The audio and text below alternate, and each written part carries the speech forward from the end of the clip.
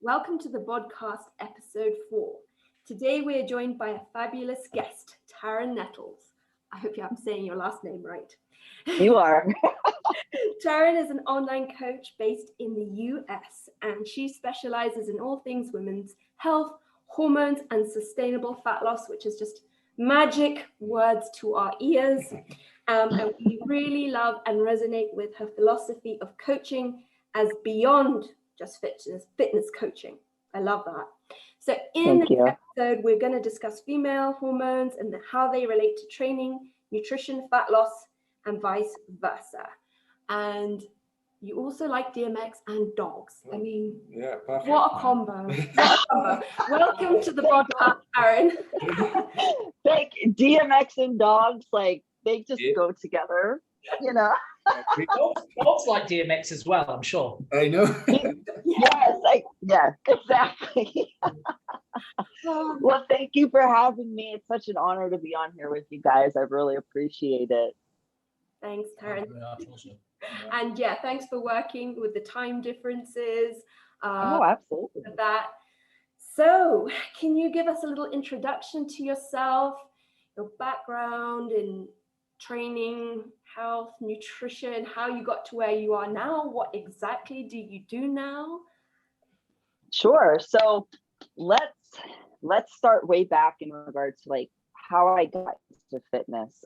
So I was in the Navy in 2004. I did my 4 years, got out, but that was really when I found my love for fitness and I started to work out. So I started to just do my own thing because, you know, we have to stay in shape for our PRT, which is like our what is it, bi-yearly physical fitness test that we have to do. So I was like, okay, I need to get serious about this for once in my life and start working out, taking care of myself.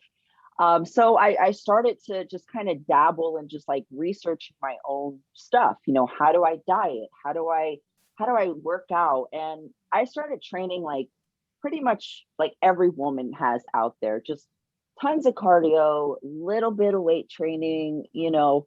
And then at the time, a guy that I was working with, who's now my fiance, he took me under his wing because he was a natural bodybuilder. So he just kind of showed me the ropes of like, hey, look, this is how you train, just kind of indirectly telling me like, get off the Stairmaster, like go lift some weights. So I started doing that. And then he helped me just kind of learn the rope things. So the bodybuilding way of life, so to speak. And I just fell in love with it. Never thought I can compete or do anything like that because I was like, I don't know if I can do that. Like there's a lot involved, and like just seeing everything that Gillis, my fiance, was going through, just like prepping and everything. I was just like that looks cool, but I don't know if it's for me, you know. And then I started getting more serious about training and like started to really push myself into the gym and stop like lifting lighter weight and really trying to focus on heavier weight, you know, that's relative to myself. And then that's when it's kind of like it woken up this like monster in me where I was like, oh my gosh, this is amazing. And I just kind of got like that bodybuilding bug. So then I decided, hey, I want to do a show.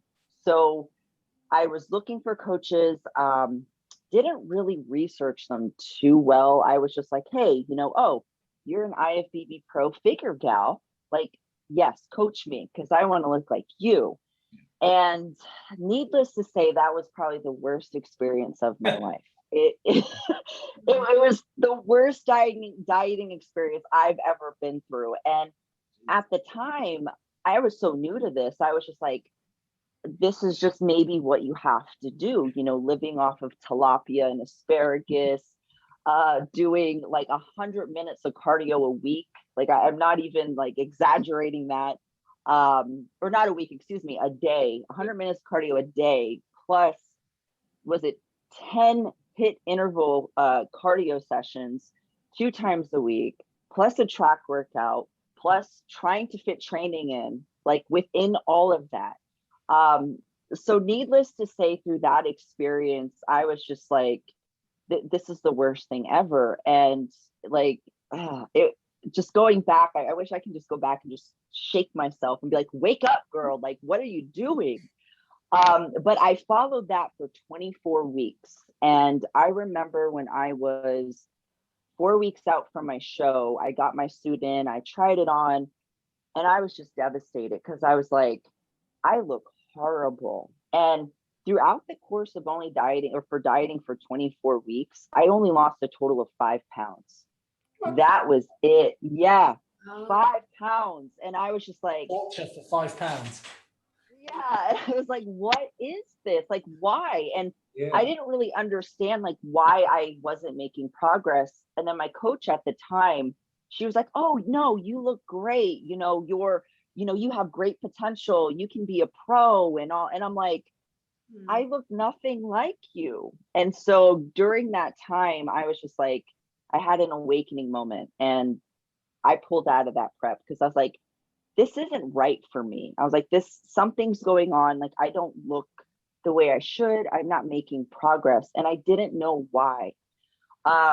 So needless to say, like during that time too, my fiance, he was dieting, but he was tracking macros. And I seen that he was making a lot more better progress than what I was. And I was just like, this doesn't make sense. Like, you're more flexible with how you're eating.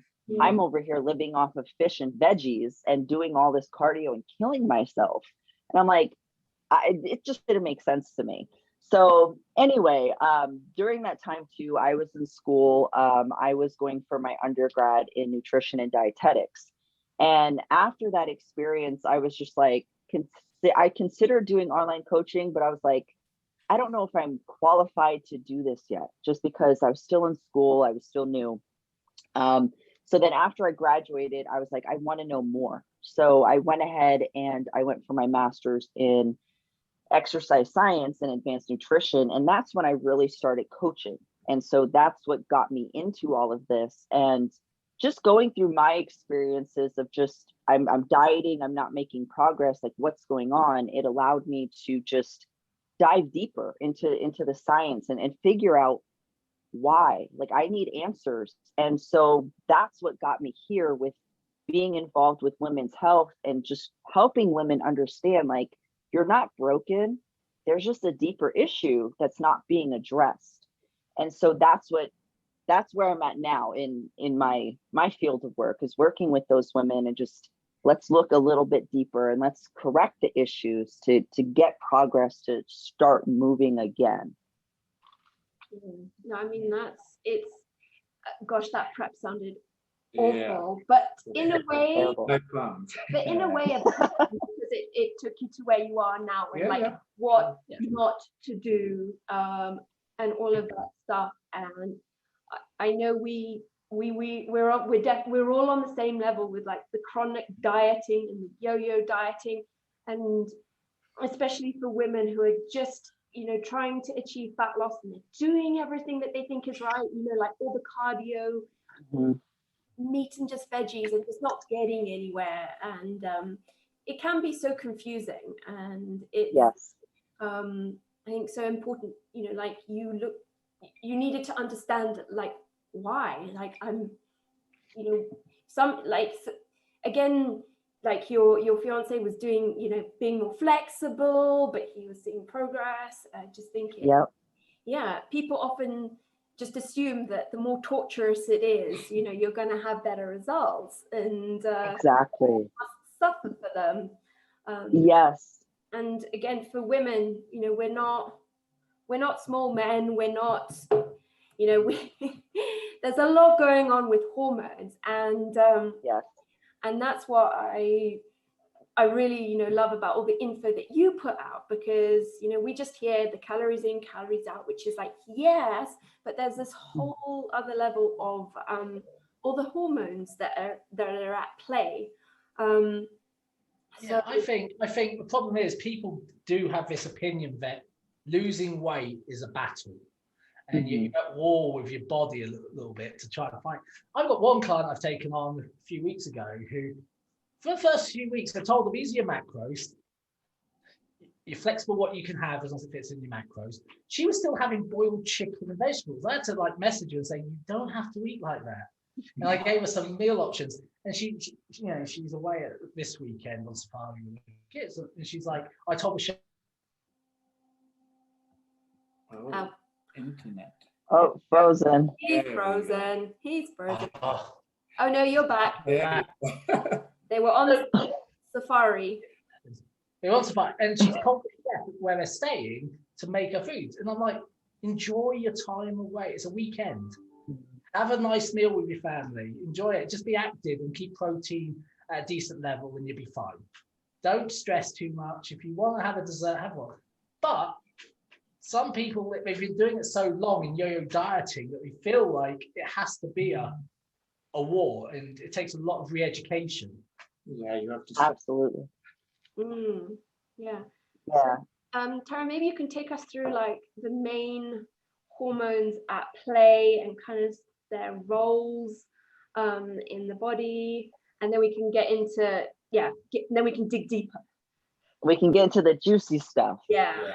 Okay. All right. So the biggest, like, I love the fact that you said like women are not little men. Like I was like, in my head, I was screaming like, yes, because that's how people, they treat women, especially if they are used to dieting, males. Like they just don't know about, women, and the fact that we're very different, and we are metabolic adapting machines. Like we will adapt very, very quickly. I mean, some more than others. It really just depends, obviously, on just, genetics, thyroid function, things to that sort. But, there is something to be said when you push a woman really, really hard and you're not allowing her to recover. Her body is going to fight back, and it's going to downregulate systems in the body that's just not even needed to keep her alive, because we're made to thrive. And the main systems that our body will downregulate is thyroid function, is sex hormones, things to that sort, because we don't need those things to just live, because the body's just taking that energy and putting it towards like the main organs that's going to keep us alive and just, thriving well, not thriving, but surviving in life. So some of the key players in regards to progress and just kind of making sure everything's at bay, so to speak, when we are dieting or just to keep things healthy, is going to be our progesterone, is our estrogen, thyroid hormones, testosterone, cortisol, blood glucose. So those are the main contributors here. And when we take a woman, and if we're just literally running her into the ground, low calories, high energy output, when that cortisol's up and it's staying high over a period of time, these systems are going to start down regulating. So our adrenals specifically, those are what is secrete. It secretes progesterone, it secretes testosterone, it also secretes cortisol. So what happens when we're in that fight or flight mode is the adrenals are just going to secrete more and more and more of that cortisol, suppressing progesterone, suppressing testosterone.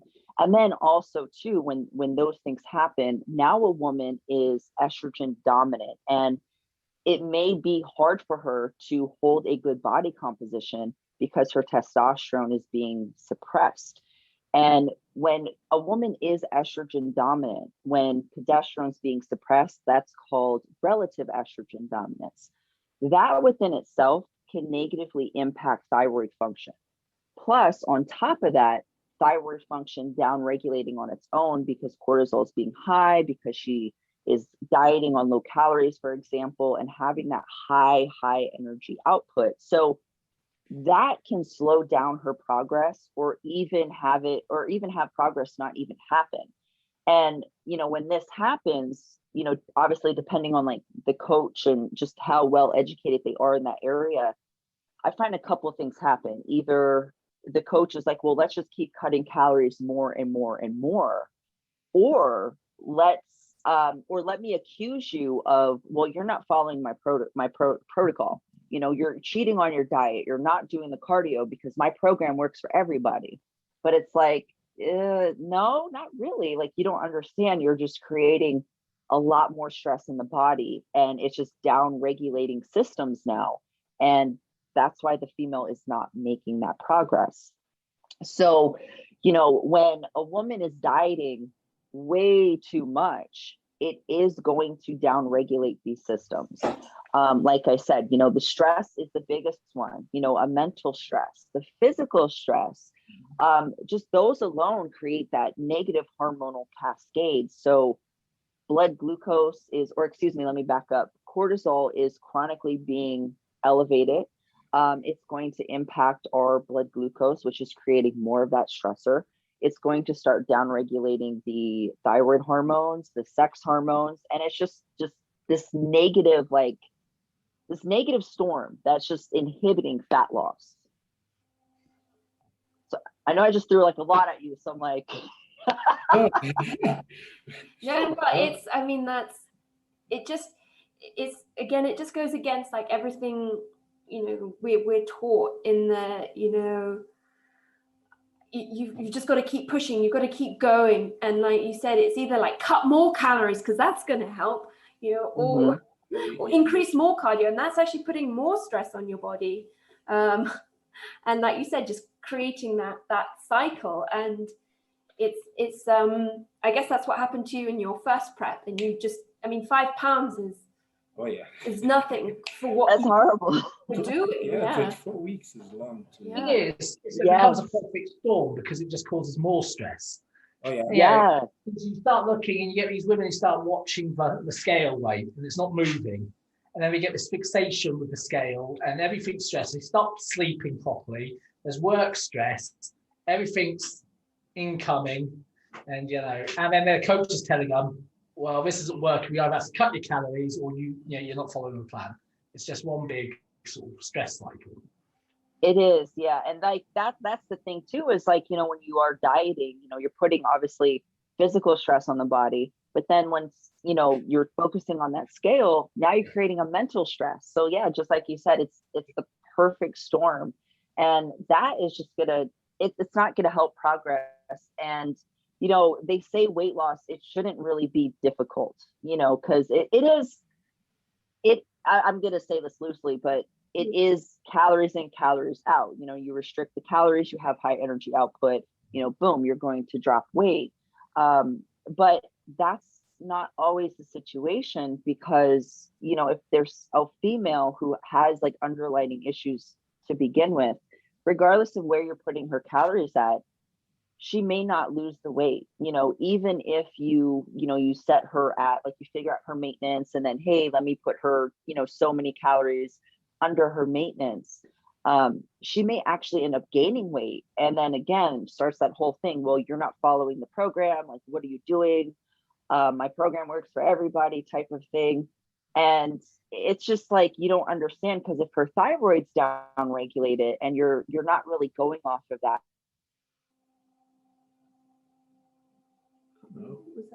to 700 calories below maintenance, and she's gaining weight. It's just the fact that thyroid cannot keep up with that. And so, that's why she's gaining weight, and her body's already under stress, which makes it a lot more difficult to even lose weight. Yeah, you get water retention on top of that.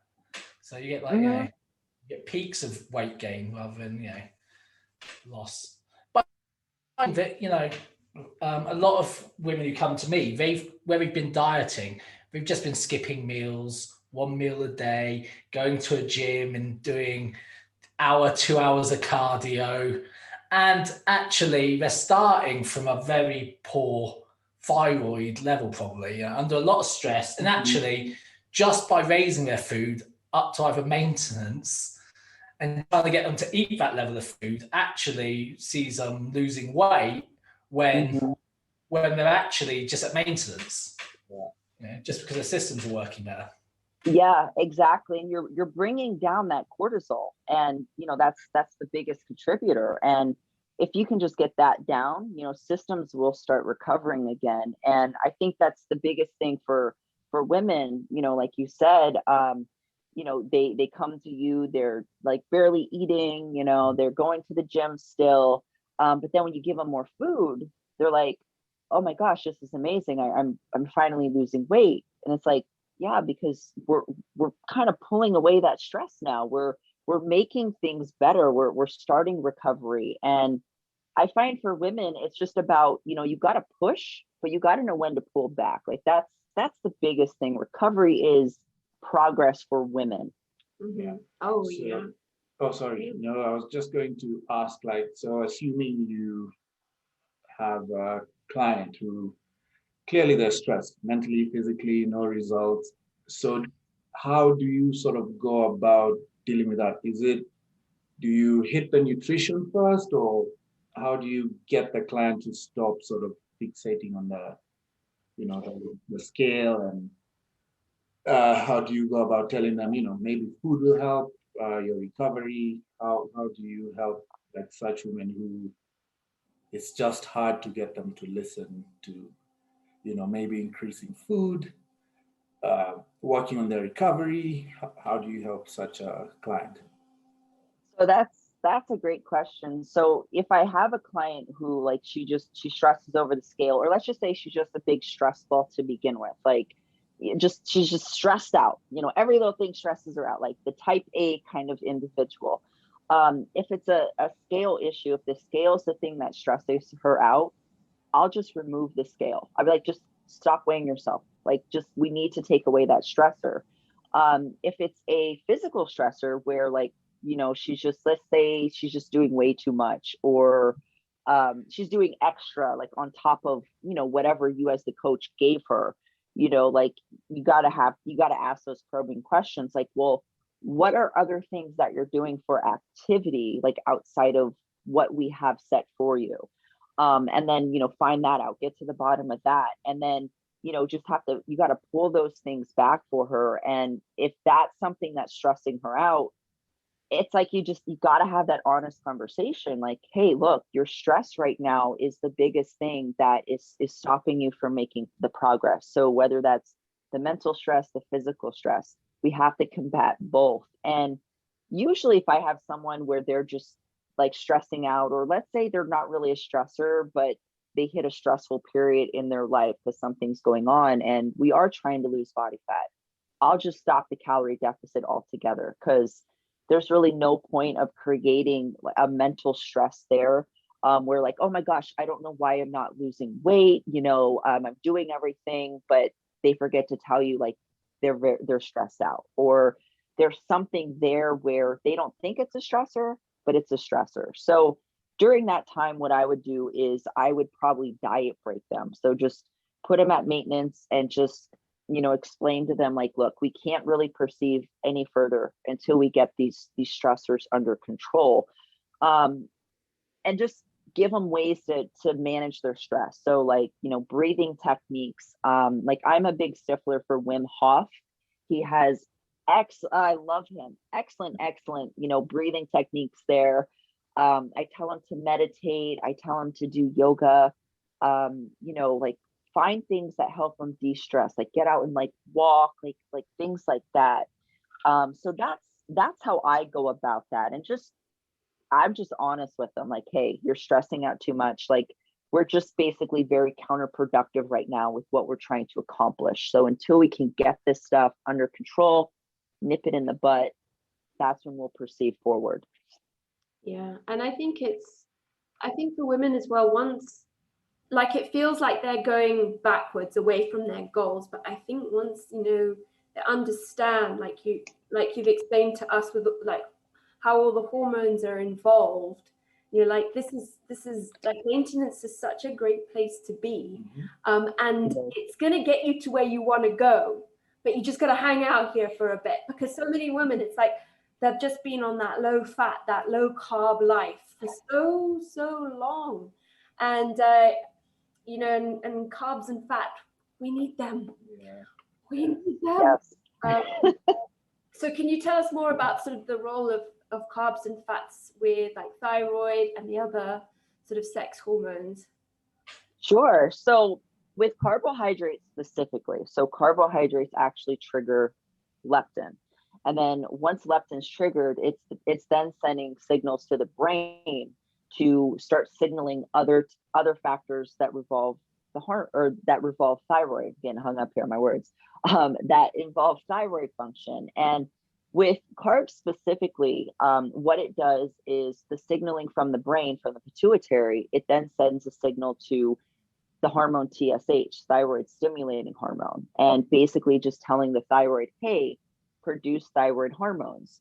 And then from there, what it does, it helps with the conversion between T4, which is the inactive thyroid hormone, to T3, the active thyroid hormone that also controls metabolism, and just gives it a little boost. Now, it's like if it is like within a dieting phase, let's say, for example, and you give them like a refeed day, like I recommend like 48-hour to 72-hour refeed day for women specifically, and then on a weekly basis, because that can help slow down metabolic adaptation.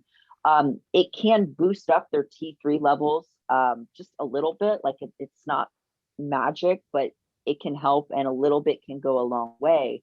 So that's one way how carbohydrates help. And in regards to fats, I mean, for women, there is a threshold in regards to how low you can take them for fat. You don't want to go super, super low fat for a woman, because that does play a large role in our sex hormones, more specifically in SHBG, which is sex binding globular hormone. And what that controls is our testosterone levels. And, you know, a lot of women, when it comes to testosterone, they kind of like freak out. They're like, oh my gosh, I'm going to be a man. Like, no, we can't talk testosterone, but it does play a role in us. Obviously, men, you know, thrive more off of testosterone, but so do women, because for us, it helps us maintain a good body composition. It keeps us in a positive mood state. It combats always feeling fatigued. It preserves muscle mass. It gets us stronger. You know, so you want to make sure that you're keeping the fats in there for not just, you know, estrogen, progesterone purposes, but for testosterone too, because it's going to help with keeping those up. And you don't want to go below, like I said, like that's a certain point for a woman. Yeah, I was actually going to ask you about the testosterone. I love that, because like you say, women are like, well, that's I'm going to be a man. no, but yeah, so important. And yeah, the same. I rarely let women's fat go under 50 grams. But so many come to me and like carbs are 100 grams below, and fats have been, you know, even lower, and it's sort of the egg white life, and it's such a hard mindset and mind, you know, to overcome that. Yeah. And I've had discussions with clients where they go, oh, my fat's a bit high. I'm like, well, no, your fats are where they need to be, because you actually need a lot of fats and good fats in your diet. You know, so you know, where we've had such little fat, they seem to think like, you know, poached boiled chicken is a way forward, where it's horrible. I wouldn't eat it, so why would I want a client to eat it, you know? So, you know, fats, and trying to explain how important fats are, especially to women, it can't be understated. I think I spend a lot of time when I'm setting up someone's macros, sitting down and go, all right, fats we're going to keep here. We're barely going to touch those fats. They're going to live there, and we're going to, you know, manipulate the other bits. Exactly. And then plus with fats too, what we have to keep in mind is the cholesterol that does come from fats. It plays into, it's called the mother hormone, which is progesterone. And what progesterone does, it actually produces or helps produce specific sex hormones. So testosterone, DHEA, you know, these are important hormones for women. But more specifically, just kind of focusing on like that testosterone, because, you know, that's what's going to help keep a woman's body comp in a good place, and just help her maintain that muscle mass. And so another thing too with the fats is, you know, don't be afraid of consuming like unsaturated fats. So like whole eggs, for example, you know, they're your friend. They help the sex hormones. They help the binding of the testosterone to the SHBG, and you know, you want that. Yeah. Exactly. No, well, the amount of women we get who've just come off sort of cookie cutter meal plans of miserable calories, and it's just so scary. And not to be rude to men, but you know, like you say, you don't necessarily understand like the impact of, you know, such like low calories, low carb, low fat on women's hormones. And you know, it can be a bit trickier. You know, maybe they won't understand, like, how are you not losing weight? And this is the thing, men forget that we've got quite a simple seesaw. Our hormone seesaw is relatively straightforward. Women's have lot of branches running off everywhere. And trying to keep that on its, you know, on its pivots a lot more complicated. You know, and for men, you know, we just, you know, it's relatively straightforward, you know. Yeah. And we forget that not everyone's the same. And I think that's a big lesson there. Mm-hmm. Exactly. And then even for women too, I mean, they have like dieting strategies that, you know, you can use with them, like based upon where they're at in the cycle. But my biggest thing is you have to do what the client can stick to. Like, what promotes the most adherence? So what I'm referring to is when a woman is in her follicular phase. So, you know, the first 14 days from the start of her menstrual, during that time, she tends to be more insulin sensitive. So, you know, you can increase her carbohydrates leading into her ovulatory phase. But then after that, when she moves into her luteal phase, she can become a little bit more insulin resistant, just because during luteal, progesterone is the dominant hormone in comparison to estrogen, which is in the follicular phase. So, you know, during that time, you know, you can scale back her carbohydrates a little bit and just increase fats a little bit more, and just kind of cycle her that way. But again, it really just depends on, is she adherent to it or not? Because if she can't adhere to that, it's like, there's no point of really even, you know, trying to manipulate things. Or what you can even do too is like kind of leading into around her ovulatory phase is just increase her carbohydrates during that time. Because what I find for women with the hormone fluctuations is that during those times, you know, women, like, their appetite picks up more, just, you know, because of, you know, the hormone shift and what's getting ready to occur with, you know, ovulation. And I find most women, they're like, oh my gosh, I'm so hungry. So it's like, okay, so rather than you eating the whole house, let's just increase calories and, you know, go from there and just kind of fluctuate them or fluctuate the macros based upon that. Mm-hmm. Yeah, that makes a lot of sense. Like, you know, I know with ovulation that, you know, hunger levels increase. So rather than fighting the natural processes, actually just support them with a bit of maintenance for a week or whatever, you know, for those few days. Yeah, exactly. Yeah. And that's the most important. Like, work with the body, not against the body. But that does take a client that's a lot more open. I find, you know, when as a male coach, I always say this to women when I give them their track, I say, you know, if you can, please track your menstrual cycle in there, just so I know. But most don't, you know, and that's actually because a lot of women, and we did a great podcast with Victoria Felker talking about this, importance of tracking. But still, most women don't actually track their menstrual cycle, or they, you know, still now. So, you know, that is quite useful biofeedback for all coaches. Yeah. It does take that sort of dialogue, I suppose.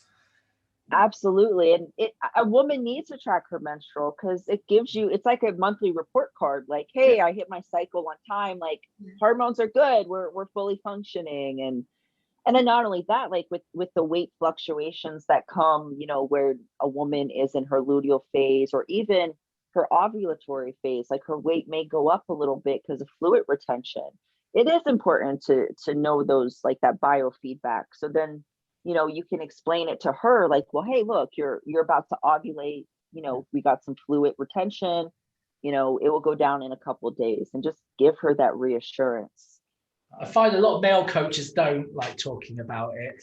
I'm okay. I've got more, and yeah, so I'm prepped, ready to go for her. But for me, you know, I'm happy to chat about it. But I know, especially in Kenya and Africa as a whole, It's still it's still like a divide. I a few Somali women and some other Muslim women, and the dialogue's not so straightforward there.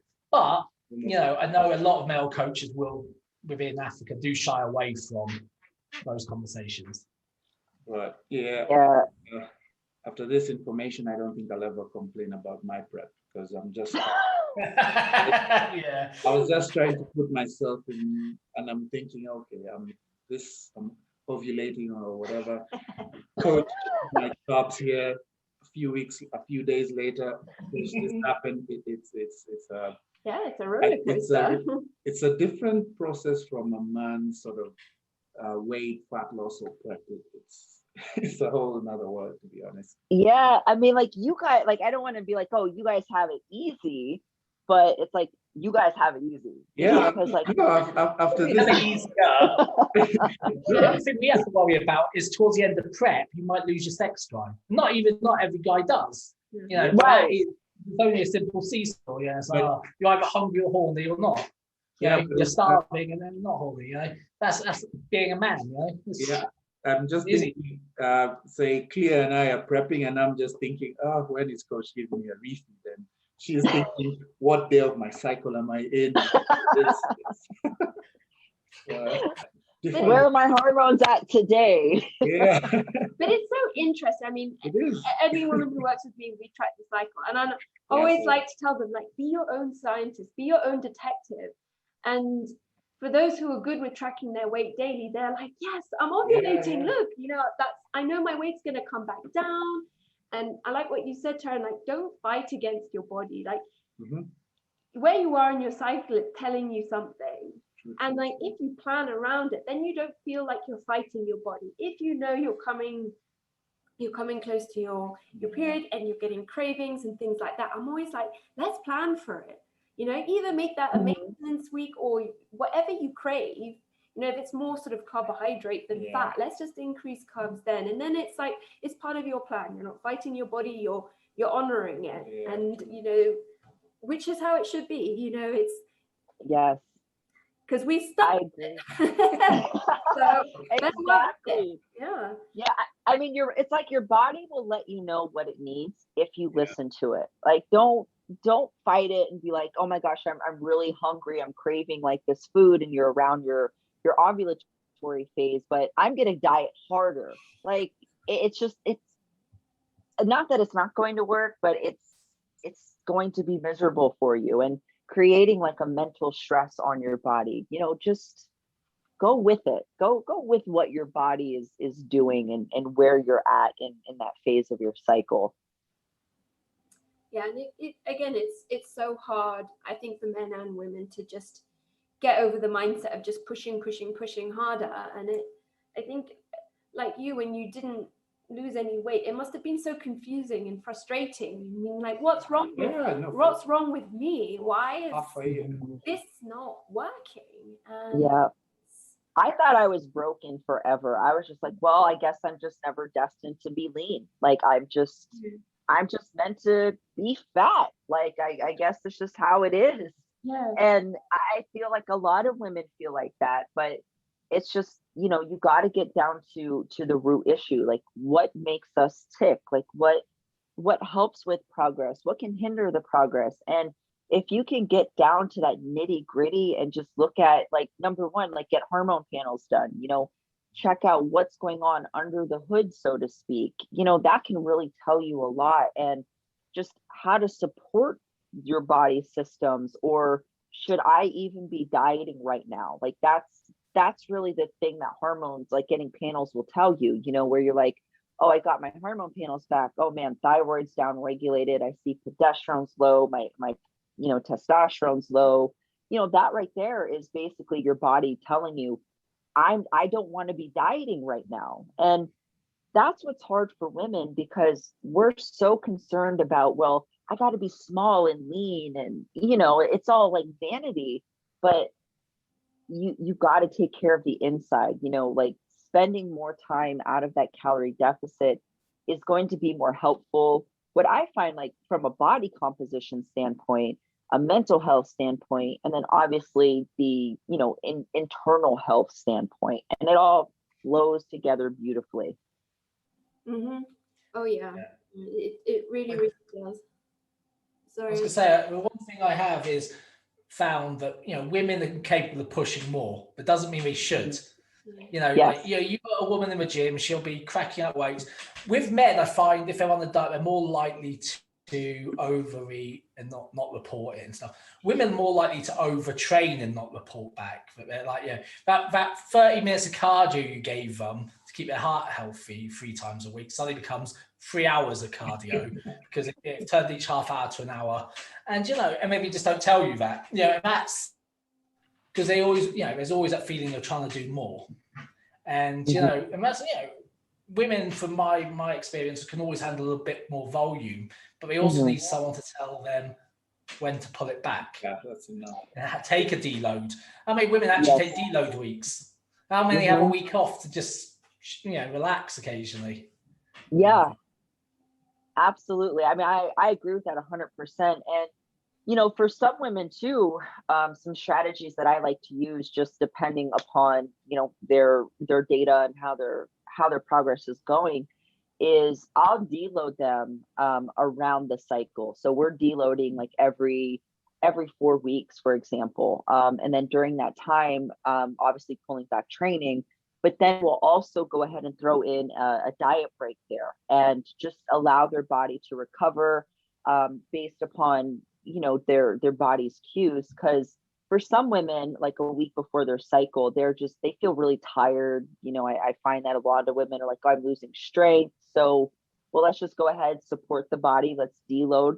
Let's throw in a diet break and just kind of keep that going. Well, for some, but on the other hand, some other women, they may not feel like that. So, it's really just about like auto-regulating and figuring out like what works best for that woman, because we're all the same, yes, but we're also very, very different in regards to just how we respond to things.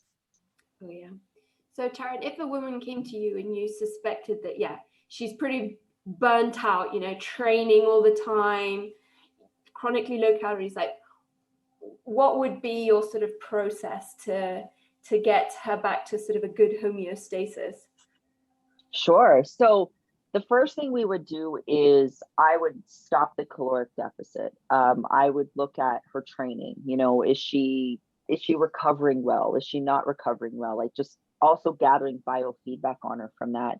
And then what I do for women who they just like, I'm always dieting. I'm, training like 7 days a week, for example, is I pull back the training. Like we're going to train 3 to 4 days a week, only doing 2 sets versus like the 4, the 5, the 6. Like women do crazy things, and it's just like, why? But I'll pull that back, and then I'll start them in a maintenance phase instead of obviously a caloric phase or a caloric deficit phase, and just allow their body to start just naturally recovering. And during this time, what I find, and I know Andy talked about that a little bit earlier, where you take them out of the caloric deficit, you allow recovery to take place, and then they start losing weight again.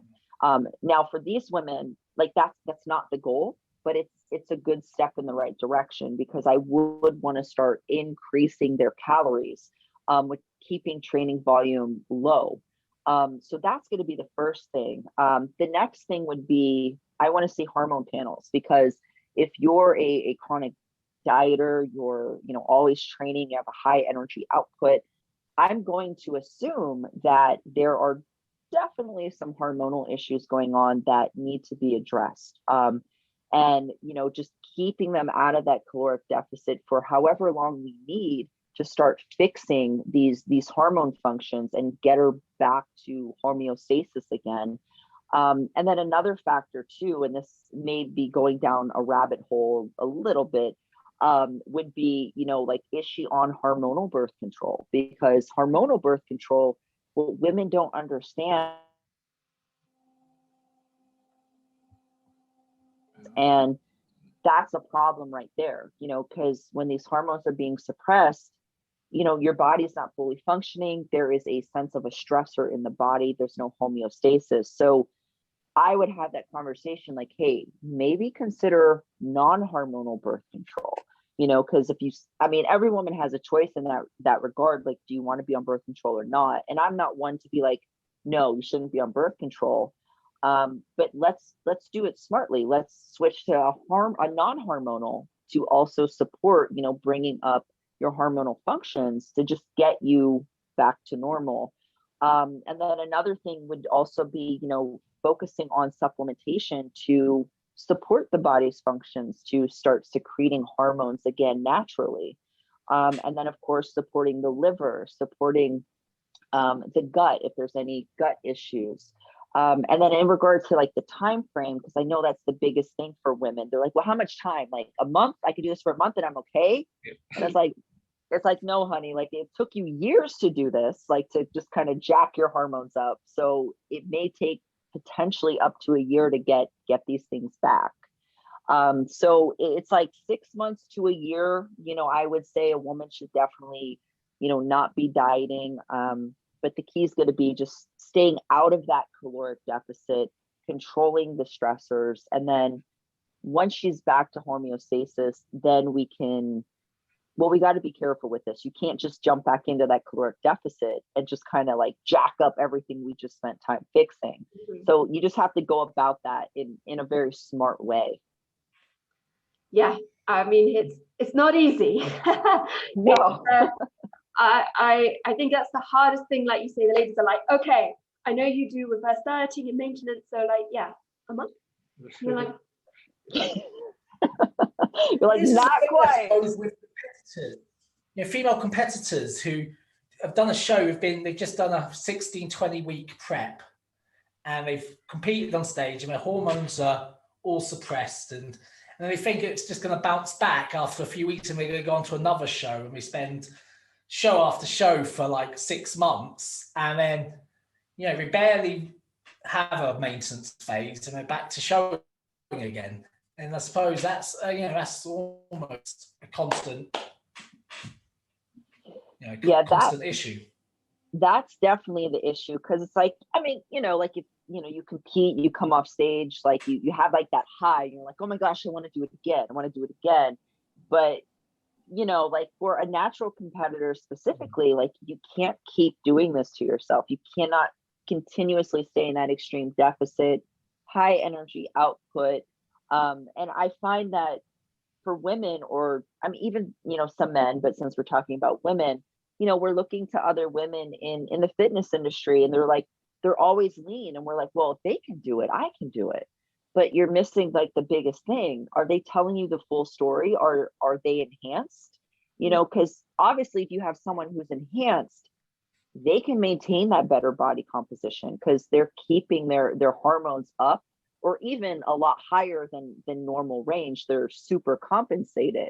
And, women, like from time to time, I'll have women send me a picture like, hey, I want to look like this.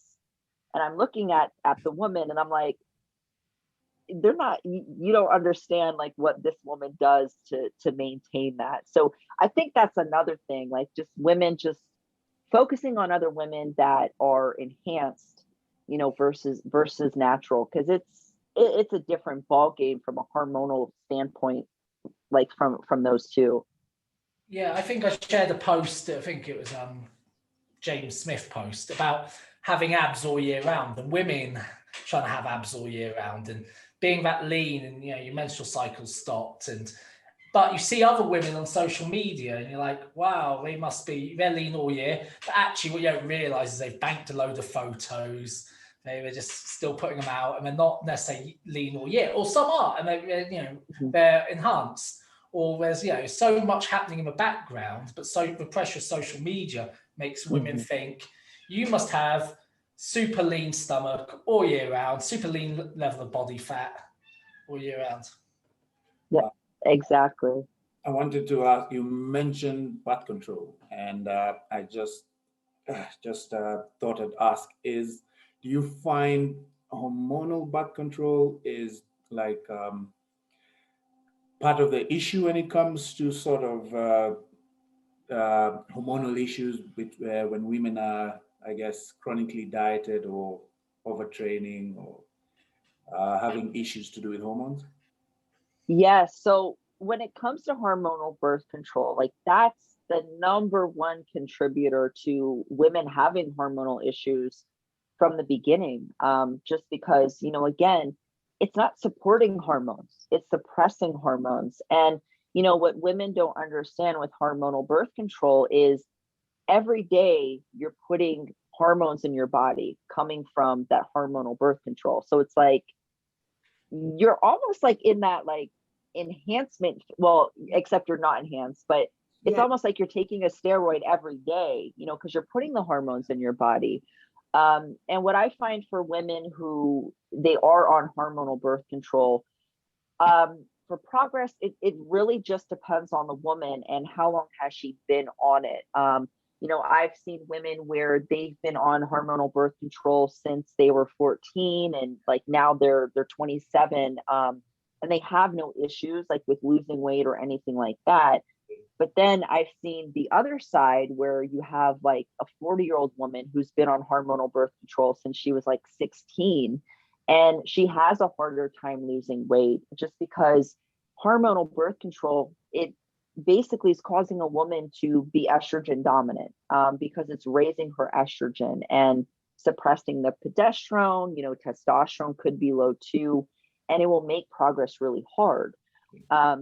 Now, when you take out that hormonal birth control, when you want to switch over to non-hormonal, or you just want to get off birth control, period, the key player there is making sure that woman is not in a caloric deficit.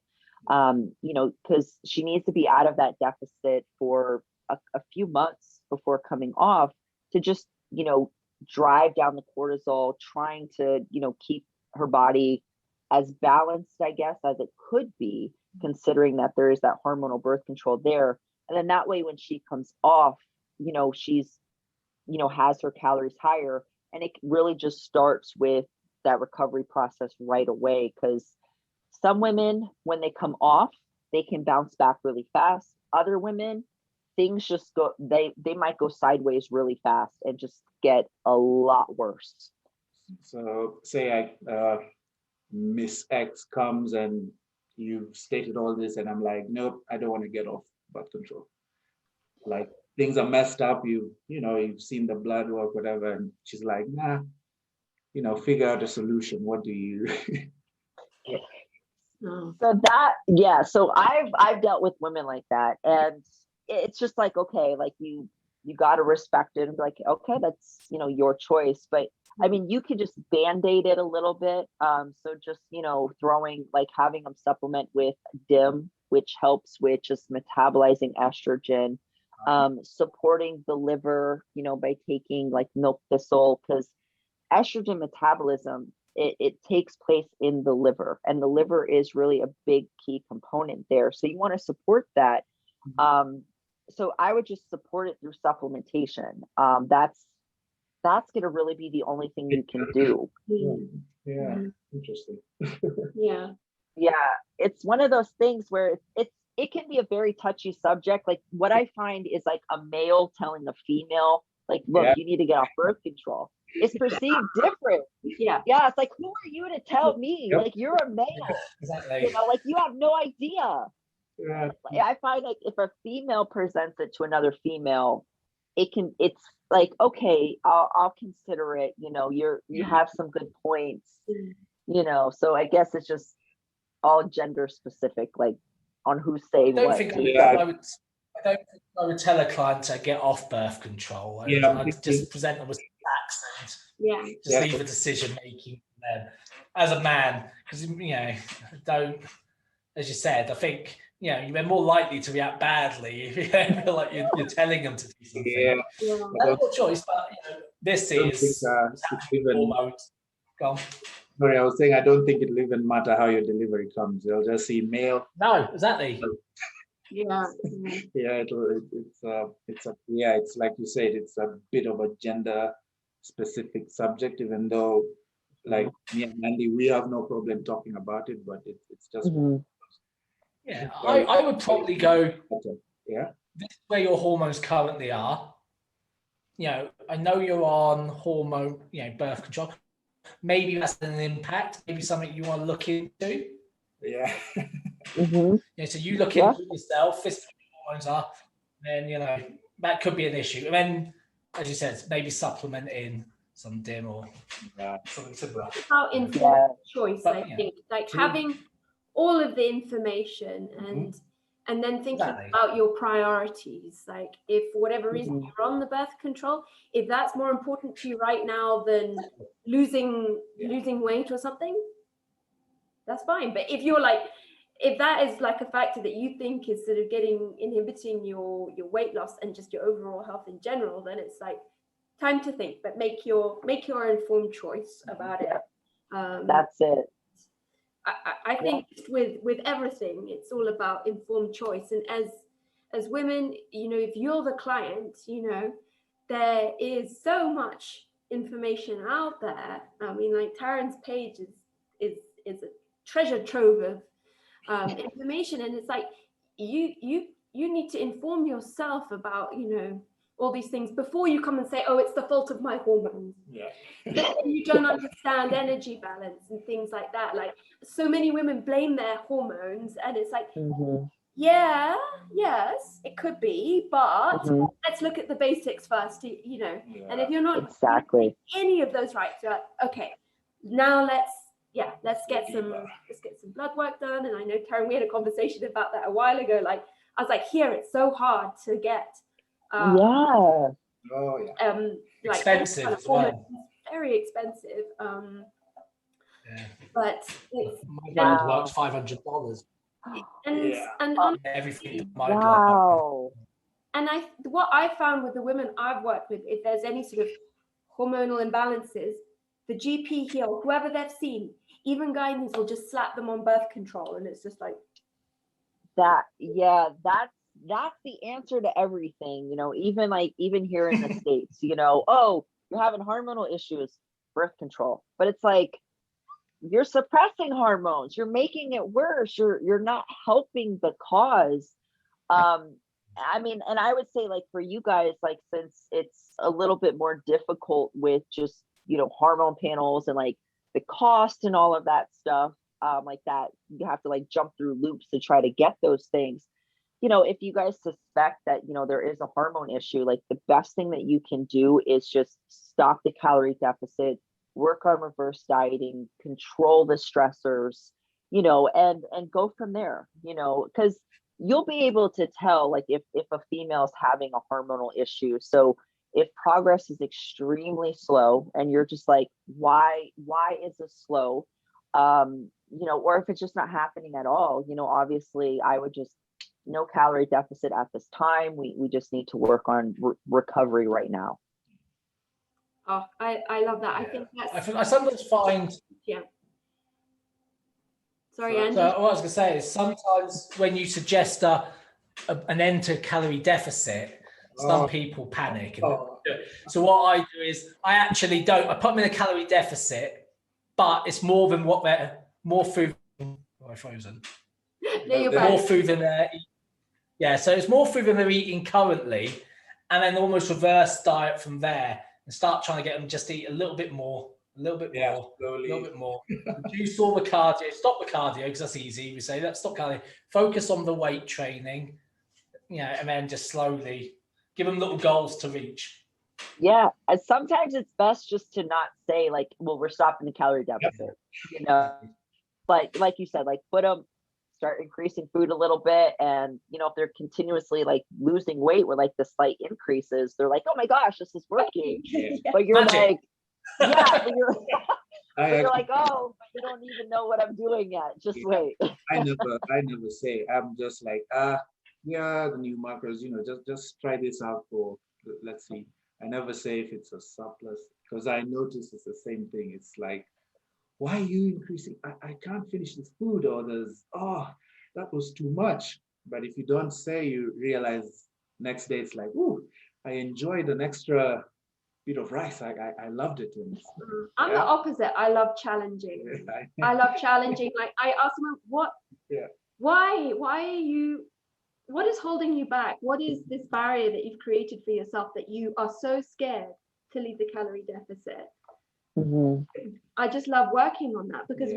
when a lot of women really think about it, they're like, Yeah, what is it? but Yeah. and you're like, are you going to be a different person? Are you going to be a worse person? Are you, can you not just try it? And then they'll be like, wow, I feel so much better. When carbs come up, you're like, I have energy. Like, yes, you feel stronger. Mental clarity. Yeah. You're like, that's the job of carbs.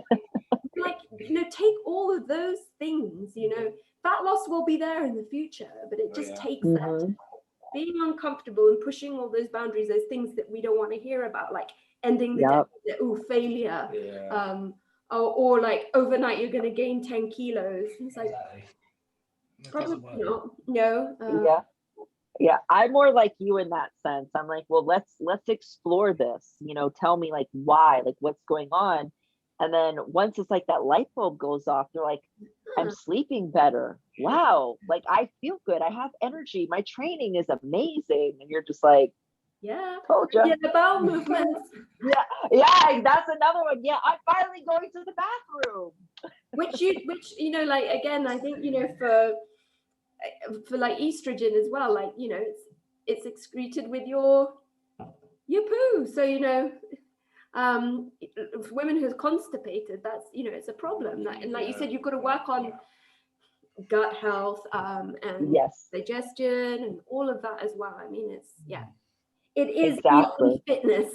But I do find someone who's been dieting for so long on such low calories, their appetite is terrible, and it does take a while to actually get their appetite to a place where they can eat maintenance calories, because they've been eating even fewer than 1,000 calories a day for a long time, and their maintenance may be 2,000. So trying to get them up to being able to eat that much is sometimes a little bit of a challenge. It does take a little bit of time to build them back up.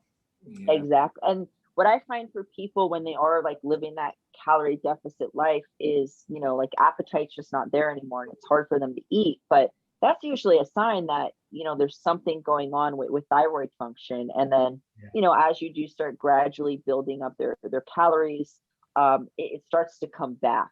And then it's almost like when it does come back, they're like, oh my gosh, I'm starving all the time now, and it's just from that hormonal response with like leptin and ghrelin, like they're finally triggered, things are starting to start functioning again.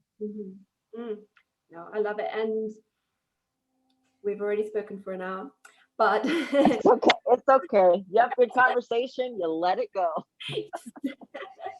But and it's all those, like some women are scared of being hungry, or like they won't be able to control it, and or they've lost all kind of sense of satiety and hunger signals and things like that.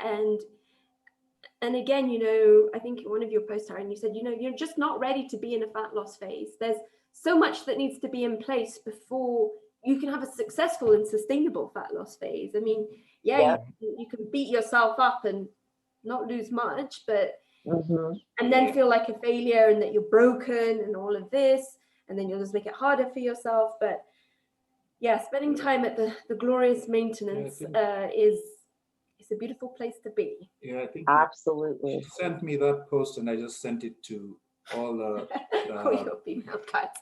all the clients and a lot of the ladies who DM with advice. And I remember you were showing us, she was showing us your page, and you sent that, and I just pressed forward. Went down the list. Because sometimes it's like you said, it's as a male you say some things and they're like, what does he know? It's like, yes, you've read it, but what do you know? So when I see such, I'm like, send to all. Well, I appreciate that. Really good post. Because everyone who comes was like, fat loss, and it's like, well, like you say, Tarryn, it's like maybe in 3 to 6 months minimum, then we can and it's like exactly. I don't think anyone who's ever worked with me would never gone into a deficit straight away, because it's You don't want to half-ass it because then you're down-regulating all your hormones, and then.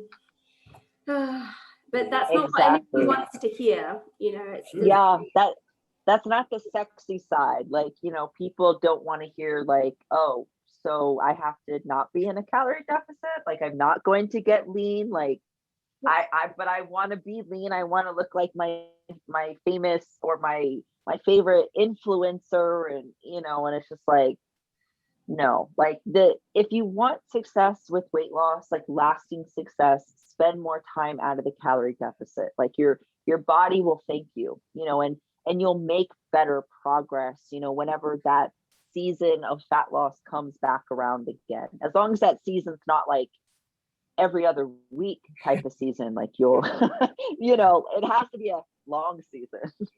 Yeah. It's a bit like, you know, my favorite people to come on board are the ones that have been overeating and undertraining, because they're the easiest ones to get going. But ones who've been overtraining and undereating, just takes longer because you got to build them up to start going. Yeah, I love that too. Like, you know, especially like the ones like the females who are like, well, I've never dieted before, but I do want to lose weight. And I'm like, yes, like, because you know they're going to respond. You're like, oh, this is beautiful. This is what I want. But then, you know, you get the ones where they're like, well, you know, I've been dieting since I was like 13 and I'm now 40 and I do my CrossFit every day. And you're just like, oh, Lord. Okay.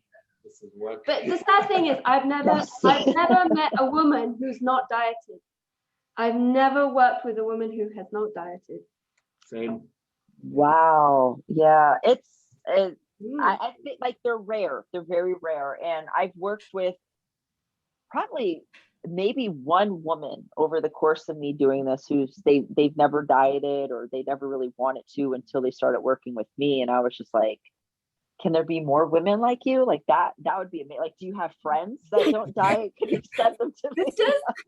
Yeah, it's always like you're doing damage control. Always. It's always you get a diet and you see it and you're like, oh, another 900, 800 calorie diet.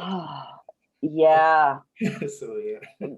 It makes you want to beat your head in the wall and you're just like, why? Like, you don't even realize what you're doing to yourself. Yeah, it's and worse when it's, you know, like your first coach, worse when it's prescribed by a woman coach who should, you would hope, know better. That was another post I loved of yours where you're like, don't choose your coach on what they look like or you know what they've achieved, because we're all so different. And that haven't done though. As you know, most coaches, the successful coaches, are usually because they've got their abs out on Instagram, or you know, for the females in their bikini shots, the glute shots on a Wednesday or whatever. You know, that rather than people actually, you know, consumers buy with their eyes rather than actually reading the posts and find out where, you know, what information's being given. You know. Exactly. It's all about the value. Like, what value can they bring you? I mean, anyone can post like a really good ab shot, you know, and put some little quote like, oh, seize the day, or it's like, okay, but what kind of value or insight are you giving me to like how you do things, you know, how, like, because I'm a firm believer in here's your problem, but here's your solution, you know, like help people, not just like, here's a glute shot, guys, like let me quote a Bible verse, or, you know, like I see so many of those. I'm just like, no, like that's the problem. Stay away from those. That is the problem right there. But most of my posts are just purely educational, and I get a lot less engagement with those than if I had a picture of me off in your bikini, your mankini. Yeah, exactly. Like now, and that's no, sorry, I was just going to say, just take shredded pictures and then they're all like swipe left. So it's your picture and then swipe left is the educational stuff. So too late when they get to the picture. Yeah, that's how I get them. That's the strategy. Yeah. Post the good pictures and they're like, oh, look at her.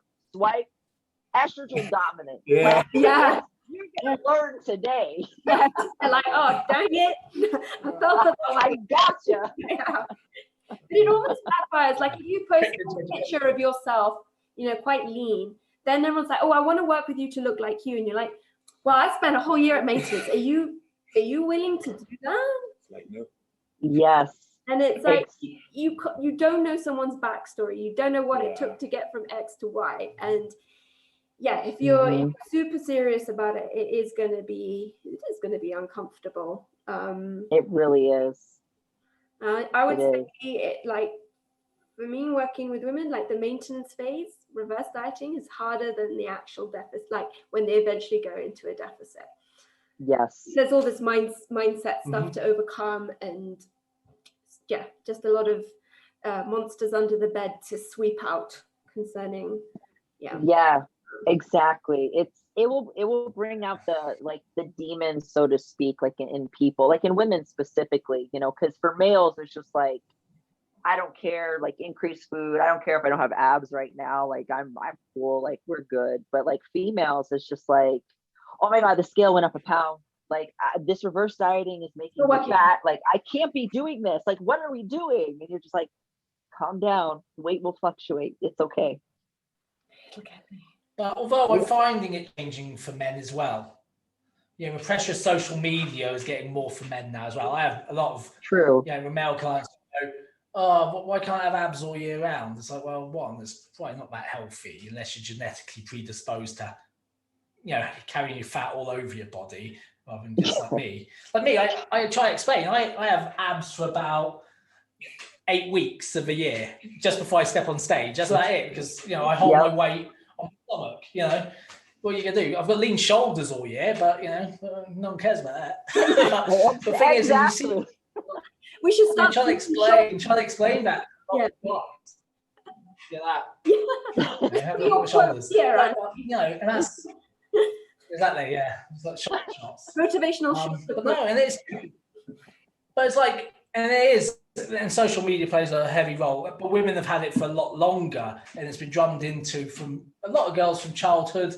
You know, like I'm a bit older, I'm 40, so like magazines, like when I was young, Kate Moss, all the women want to look like Kate Moss. I've said on this podcast, at least one thing the Kardashians have done is actually Kim Kardashian tried to make booties a bit more mainstream. So, you know, you see a lot of women now, at least they're in the squat rack.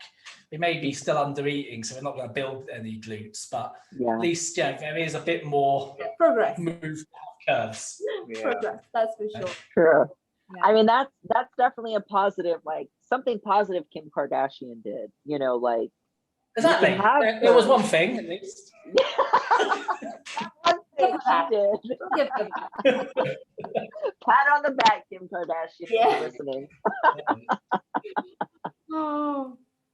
So Tarryn, if anyone sort of got blood work done here, I know you do sort of consultations.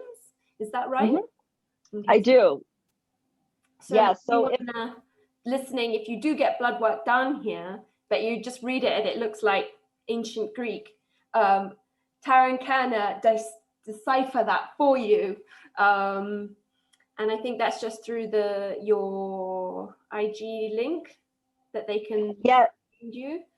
So they can either email me directly or the IG link, or even DM me, you know, through Instagram. That's kind of like the portal, you know, to get to me. But in regards to blood work, really quick, for a female, it is important that she does try to get her panels done between days 19 and 22 of her cycle, because that's, you know, you don't want it when you're on your cycle, because all hormones they'll drop.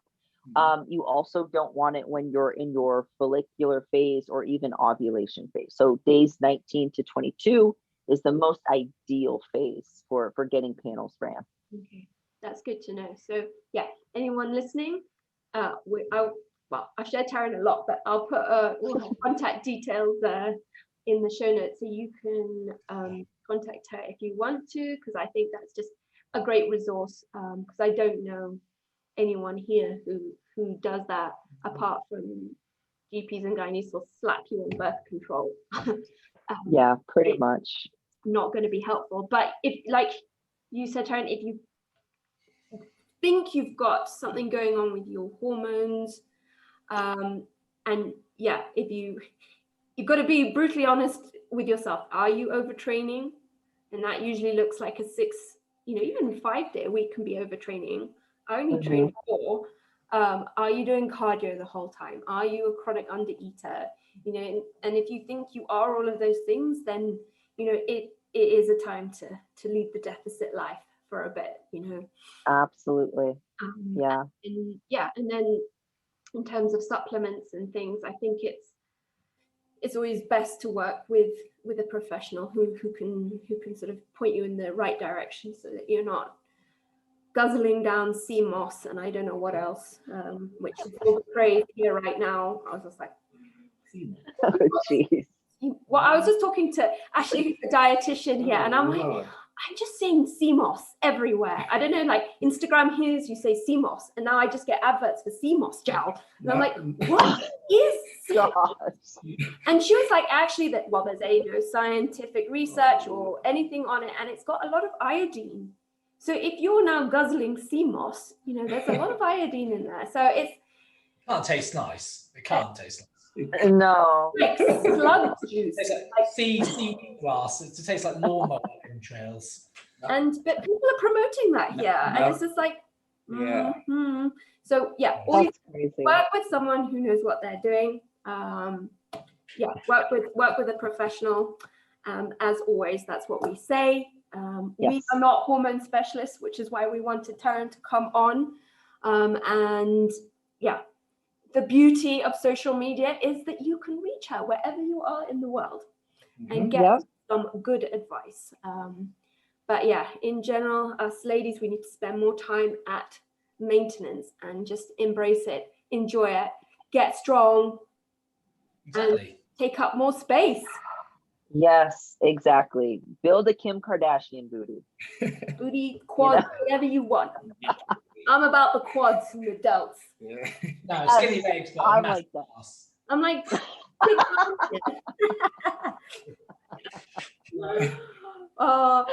that sums it up. Thank you so much for taking time out of your weekend to talk to us. Absolutely. We've been looking forward to having you on for a long time. Leon was laughing at me. I was sitting here like half an hour before. He's like, I know you're excited for this one. More than half an hour. Thing is, like, it's normally like me and Leon are getting on like an IFBB bodybuilder. I told her. Logging in early. I told her the same thing, because when we get like a pro male bodybuilder, me and Andy are chatting, and probably like, oh my gosh, I can't wait. So I was playing my video game, and I come to get food, and Claire is here an hour before, and I'm like, it wasn't an hour. I was like, I have to set everything up, okay? No, but I was like, I thought I was late. Like, am I eating late, or because I planned to eat 2 minutes before? So it was nice to see her very ready, and it need to be a good. Well, I appreciate it. Thank you for having me on, and it was really great connecting with you guys. I did listen to the podcast like prior to coming on, because I was like, okay, I got to know about these guys. Like, I can't be completely ignorant. So I do like what you guys are doing. Like, keep doing it. Like, keep spreading the word. I think it's fantastic. Like how all 3 of you guys come together on this. Thanks. And you've got a podcast too. I do, but I haven't been consistent with recording because it's myself and my fiance, and we just have completely different schedules because he's an online coach as well. So it's hard for us to sit down. Well, I shouldn't say it's hard. We just haven't made the time to do it, but we want to bring it back. So hopefully. Yeah. Well, I'll link it below. I think it's GT Radio. GT Radio, yeah. I'll put it below because I'm sure there's some good ones there that I will definitely go and listen to. But I hope you have a wonderful rest of your weekend. You guys too. Florida or whatever you do on weekends. Just hike, try to find alligators, the Florida thing. Find an alligator, wrestle it. You're done. You're done. I do have gator in the fridge though. Like, I will say that. Like, I plan on eating gator tail today. I've eaten crocodile. I imagine it tastes identical. I would imagine it's really good though. It's like a better cross than between chicken. it's like a meaty fish almost. It's like It tastes not like quite a meat, not quite a fish. It's It's that in between. Yeah, it's really good. I would highly recommend you guys give it a try if you haven't. And then frog legs too. Eat frog legs. Yeah, So frog legs. good. Yeah. They're amazing. how are the macros in the frog legs? Like you'd have to Yeah. eat like 50 of them. Well, no, you Big get the frogs. bullfrogs. Yeah, Oh. the big, like the big boys, like but we have 3 frogs here. Oh, That I was about to. You're not tiny frogs. You'd have to swallow a frog. It'd probably kill you. I was going Quite to poisonous. traps. don't Tree frogs.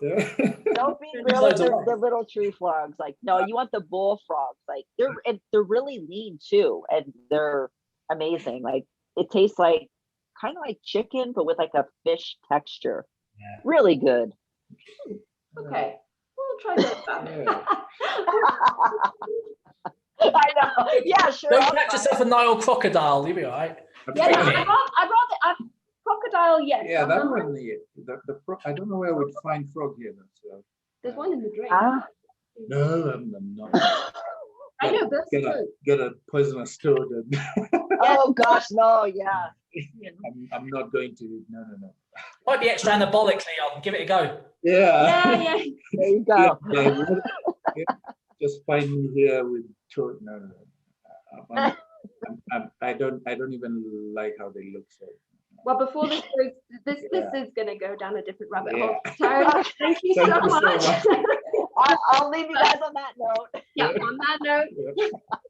Thank you so Well, much. thank you guys. I appreciate being on. It was great connecting with all of y'all. Yeah, it is. Thank you. Again, that's the beauty of the world you. these days. You can Yep. connect with people everywhere. It's very cool. Exactly. Yes. Well, enjoy your guys' weekend, and thank you again. I really appreciate it. Thank you, pleasure. Tarryn. All right. Bye, guys. Bye. Alrighty.